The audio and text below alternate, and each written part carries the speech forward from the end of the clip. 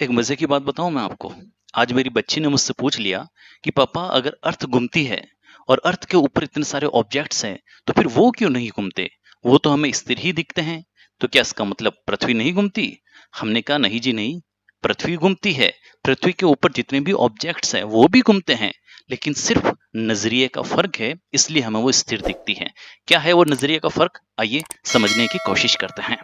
देखिए, कोई चीज गतिशील है या नहीं, ये हम कैसे पता कर सकते हैं।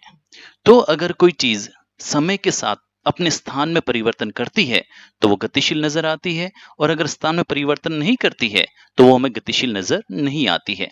जैसे देखिए आप, ये कोई दो ऑब्जेक्ट है, object A and object B. अगर ऑब्जेक्ट बी समय के साथ अपने स्थान में परिवर्तन करता है तो ये ऑब्जेक्ट ए के लिए क्या होगा, गतिशील। देखिए, अभी एक दूसरे के सामने है, कुछ देर बाद बी इधर चला गया, फिर कुछ देर बाद बी इधर चला गया, फिर कुछ देर बाद बी इधर चला गया। इसका मतलब ये हुआ कि बी जो है वो समय के साथ अपने स्थान में परिवर्तन कर रहा है, इसलिए ए को क्या नजर आ रहा है, ये गतिशील है। समझ गए। एक दूसरे एग्जाम्पल से और आप समझिए।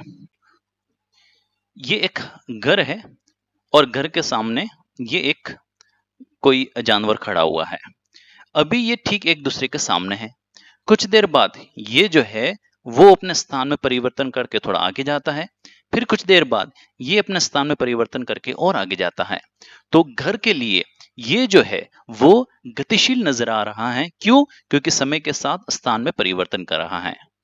अगर ये समय के साथ स्थान में परिवर्तन नहीं करे, मान लो अभी यहाँ पर है, कुछ देर बाद भी ये घर के सामने है, फिर कुछ देर बाद भी ये घर के सामने है, इसका मतलब ये हुआ कि घर की नजर में ये गतिशील नहीं है।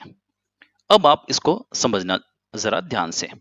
हमने कहा कि अभी ये घर के सामने है, कुछ देर बाद हमने फिर पूछा घर से, बताओ क्या वो गतिशील है, तो इसने कहा नहीं, गतिशील नहीं है क्योंकि अब भी मेरे सामने है।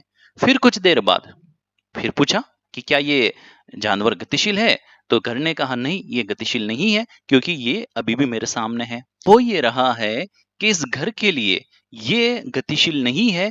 क्यों? क्योंकि हर बार ये इसके सामने है। लेकिन देखा जाए तो शेर भी गतिशील है और ये घर भी गतिशील है, क्योंकि दोनों एक साथ अपनी स्थिति में क्या कर रहे हैं, परिवर्तन कर रहे हैं। तो घर के लिए ये शेर गतिशील नहीं है। क्यों? क्योंकि हर बार ये सामने ही है। लेकिन ये इसलिए ऐसा हो रहा है कि जब जब ये अपनी स्थिति में परिवर्तन कर रहा है तब तब ये भी अपनी स्थिति में परिवर्तन कर रहा है।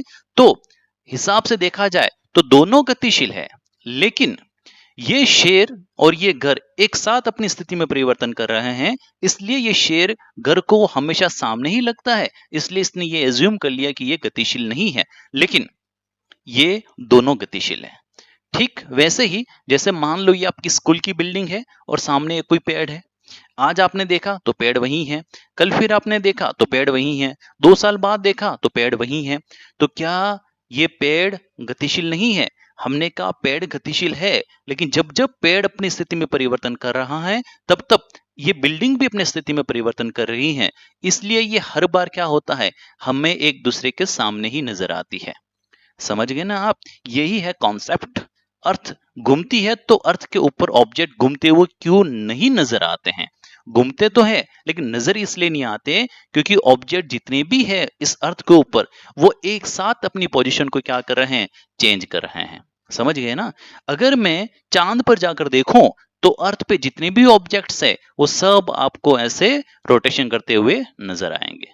इसे कहते हैं frame of reference. 11th physics का एक टॉपिक है। कभी मौका मिले तो आइए मेरी क्लास में, और अपन बेहतरीन तरीके से आपको फिजिक्स के कॉन्सेप्ट समझाएंगे कि क्यों ऐसा होता है। लेकिन